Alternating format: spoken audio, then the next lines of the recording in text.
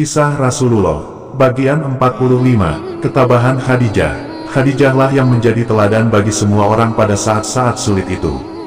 Beliau adalah keturunan bangsawan dan dibesarkan dalam lingkungan yang mewah.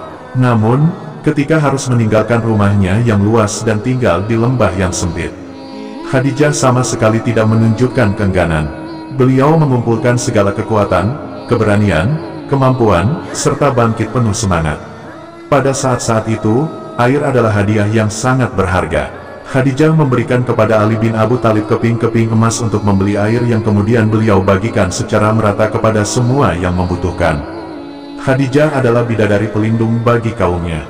Beliau amat memerhatikan nasib anak-anak, keluarga Bani Hashim. Setiap kali ada bahan makanan yang berhasil didapatkan, Khadijah mengatur agar anak-anak mendapatkannya lebih dahulu daripada orang dewasa. Setelah itu, beliau mendahulukan kepentingan para orang tua dibandingkan kepentingannya sendiri.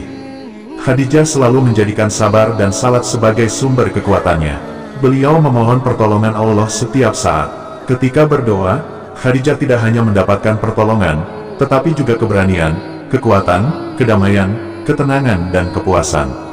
Selama 3 tahun di pengasingan itu, kekayaan Khadijah yang berlimpah itu habis. Sebagian besar harta itu digunakan untuk membeli air. Beliau amat berbahagia karena dapat menggunakan kekayaannya itu untuk menyelamatkan hamba Allah yang paling mulia, Muhammad dan keluarganya. Beliau menganggap semua itu adalah sebuah kehormatan, sehingga sangat mensyukurinya. Di tengah-tengah bencana dan kesusahan itu, Khadijah tetap tegar dalam keimanan. Hal itulah yang menjadi sumber kekuatan yang tidak tergoyahkan bagi orang-orang di sekitar beliau. Khadijah selalu berhubungan dengan Allah lewat salat. Salat adalah rahasia keberanian beliau.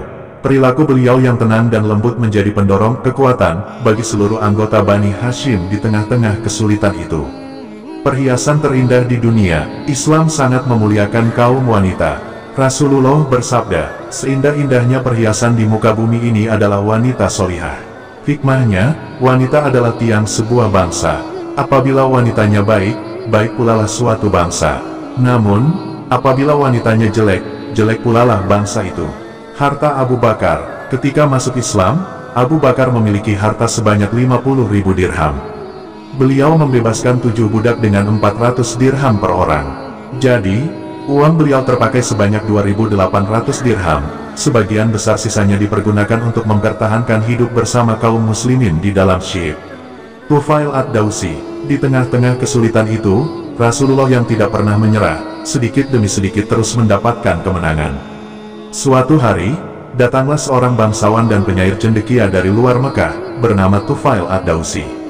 Seketika itu juga, orang-orang Quraisy memberinya peringatan. Hati-hati terhadap Muhammad, jangan dengar kata-katanya. Dia telah memecah belah orang dengan keluarganya. Kami takut jika kamu mendengarnya, kaum kamu juga akan terpecah belah. Hati-hati dan jangan sekali-kali mendengarkannya. Diperingatkan seperti itu, membuat Tufail penasaran. Namun, aku adalah cendekiawan dan penyair. Aku dapat mengenal mana yang baik dan mana yang buruk. Apa salahnya kalau aku mendengarkan sendiri apa yang akan dikatakan orang itu? Jika ternyata baik akan aku terima, kalau buruk akan kutinggalkan. Setelah berpikir begitu, Tufail ad-Dawsi mengikuti Rasulullah sampai ke rumahnya. Tuan, benarkah Anda seperti dituduhkan orang? Tanya Tufail. Apa yang Anda bawa dan Anda sampaikan kepada mereka? Rasulullah menjawab pertanyaan-pertanyaan itu dan membacakan ayat-ayat Al-Quran. Hati Tufail segera luluh dan dia pun memeluk Islam. Ketika kemudian ia kembali kepada kaumnya, sebagian mereka langsung memeluk Islam, sebagian yang lain tampak ragu. Selain Tufail ada 20 orang yang diutus masyarakat beragama Nasrani untuk mencari tahu tentang Rasulullah. Begitu bertemu dan berbincang dengan beliau, mereka langsung menyambut, menerima, dan beriman kepada beliau. Orang-orang Quraisy menjadi geram dan memaki-maki mereka. Kalian ini utusan yang gagal. Kalian disuruh oleh masyarakat seagamamu mencari berita tentang orang itu. Sebelum kamu kenal benar-benar siapa dia, agama kamu sudah kamu tinggalkan dan lalu percaya saja apa yang dikatakannya. Abu Sufyan, Abu Jahal, dan Akhnas. Melihat orang-orang di luar Mekah seperti Tufail ad-Dawsi dan orang-orang Nasrani memeluk Islam, para pembesar Quraisy yang paling gigih memusuhi Rasulullah pun jadi bertanya-tanya. Benarkah yang dibawa Muhammad itu benar? Diam-diam Abu Sufyan pergi pada suatu malam mendekati kediaman Rasulullah.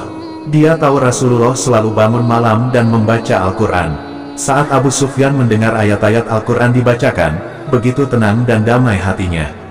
Suara Rasulullah yang merdu menggema di kalbunya. Fajar pun tiba dan Abu Sufyan bergegas pulang. Namun saat itu, dia memergoki Abu Jahal juga sedang mendengarkan bacaan Rasulullah.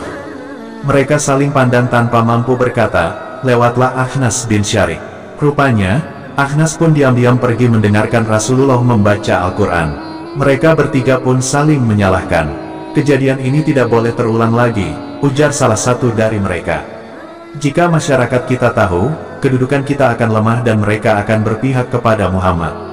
Ketiganya pun berjanji untuk tidak mengulangi perbuatan itu.